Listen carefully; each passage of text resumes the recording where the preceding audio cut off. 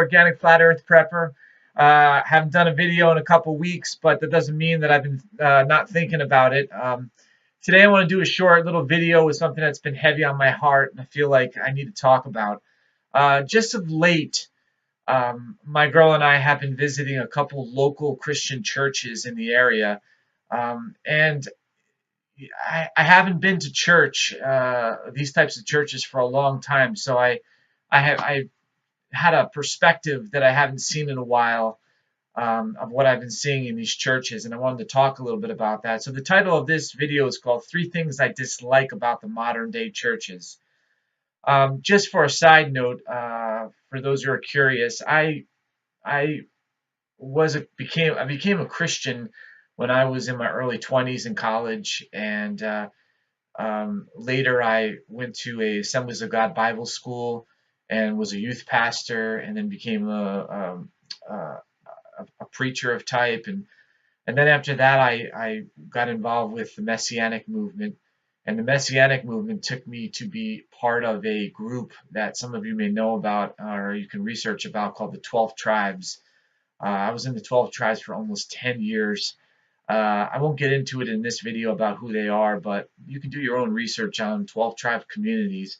I'm going to do a video about that soon. But these are the three things I dislike about the modern day churches.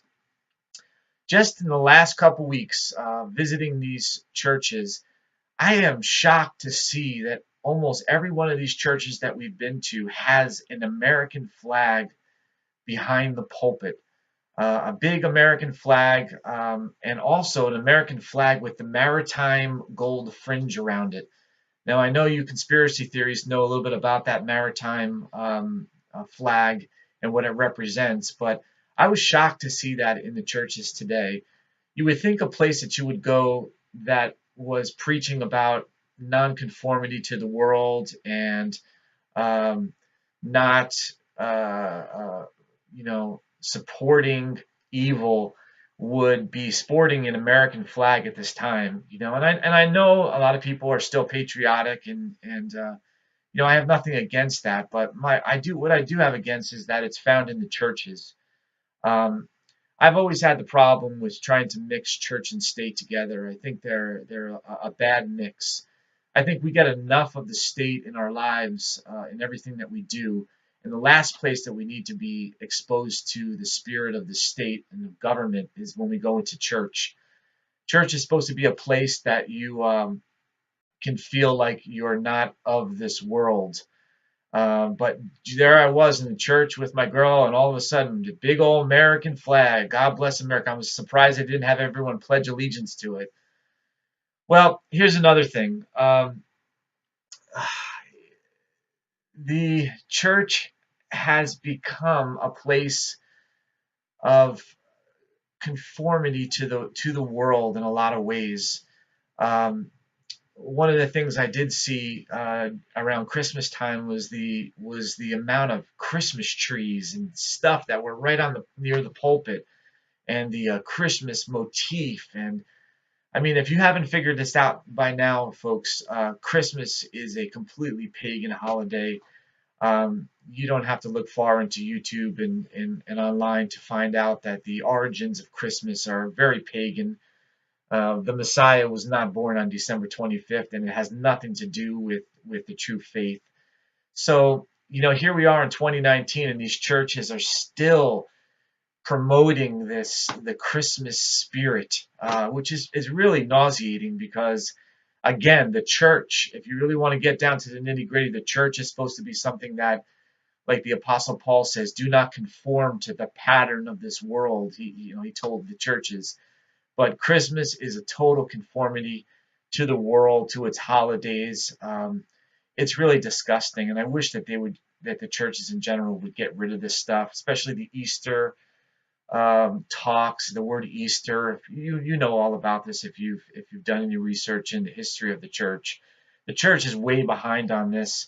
It needs to discard this stuff and really move on. It needs a purification of a large degree. Another thing, This is something that's a little bit maybe something that you may not know a little bit about, but there is a reference in the book of Revelation. I remember when I studied the scriptures a lot, called the Messiah talked to the churches and warned about a idea called the Nicolaitan system. And a lot of historians have not really understood what that meant, but I think I might have an idea, and I think from what I've learned in research, I think the Nicolaitan system, it says that Messiah hated this system. What it really is, if you break down the word Nico and laity, Nico means to conquer, and laity means the people. You know, a lot of times you refer to people who go to church as the laity. These are the average common day, common everyday people that go to church, not the clergy system. But the Nicolaitan system seems to be something that Messiah does not like. It's a system where it seems like the clergy, in a way, controls and rules over the doings of the church, even what is being said every Sunday. When you go to church, very rarely are you able to say anything, and you're actually instructed not to say anything, to be very quiet, to listen what the pastor has to say. So that idea to me is a foreign idea. Uh, I know in the scriptures when Paul said in Corinthians, he says, when you all come together, someone has a hymn, a song, a prayer. It seems like church should be a place where the average person can come and can express themselves, can pray or start a song or do things. But churches today, like they've been for a long time, they're very liturgical, very set up. You know exactly what's going to happen at every moment. Okay, first we're going to have the introduction, and then we're going to talk a little about tithing, and we're going to take up an offering, and then play two songs, and then we start, the sermon, and then at the end we have the altar call. It's just so scripted. It's so to me so tasteless, so insipid, boring, predictable. It almost like it squelches any kind of movement or spirit of God. So the Nicolaitan system, I believe, is alive and well in Christendom, and it's been for a long time, and that's something that needs to go. One of the other things I wanted to talk about was the inability for the Christian church to accept new knowledge. Um, the name Jesus has been used for hundreds and hundreds of years, but the truth is the Messiah, his name was never Jesus. The name did not exist in his time. Um, we all know this. This is not secret knowledge. The Messiah's name, if you want to say it in an English form, is Joshua, or if you want to be more Hebraic, Yeshua. Some people say Yeshua, but I don't think that that's being correct. Also, I think his name is more Yeshua. Um, the church should know this. The church should know this understanding. There is no Jesus in the Hebraic language. This name is a monstrosity, uh, literally the way it came about. If you do your research on this, the church needs to have a reformation about this. But it's stuck in its ways and it doesn't want to accept new knowledge. It's stuck in man's traditions, like the holidays and different things like that. So that's one thing that I saw. That, once in a while, the churches will say the name Yeshua, and then they'll say, "Oh yeah, well, some people refer to him as Yeshua," but I want to know is what was the name that he was given? What is the name above all names? Is the name Jesus? Uh, the name that name to me is not as powerful as the name Yeshua, Joshua, which means Yahweh's salvation. So that's one thing. Second thing, and I'm going to throw this in, flat Earth, the biblical cosmology of our Earth. This knowledge is not welcome in modern day churches. Oh my goodness. After the church service, on both a couple times that we went to the church services, I talked to the head pastor and talked to him a little bit about flat Earth and about Hebrew cosmology. And I thought that maybe they would be very excited about it. One of the pastors, I do want to be truthful. One of the pastors was interested. He didn't get aggravated, but it's definitely not a welcomed teaching.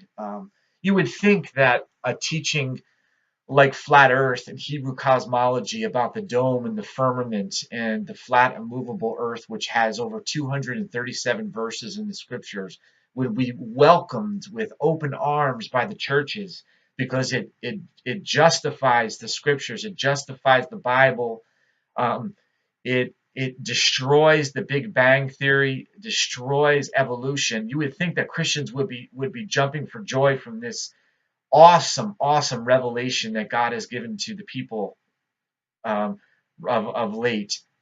You would think of it, but no.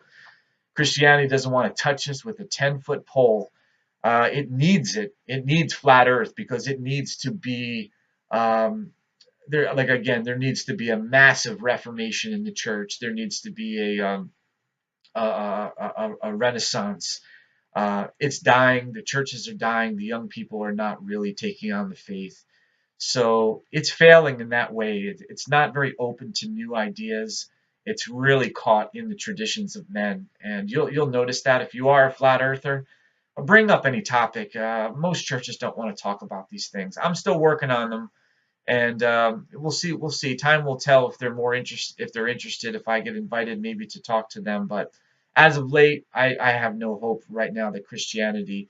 Although I did hear of a couple pastors in the area who are preaching about the flat Earth, and it's coming along in the churches, but not quick enough.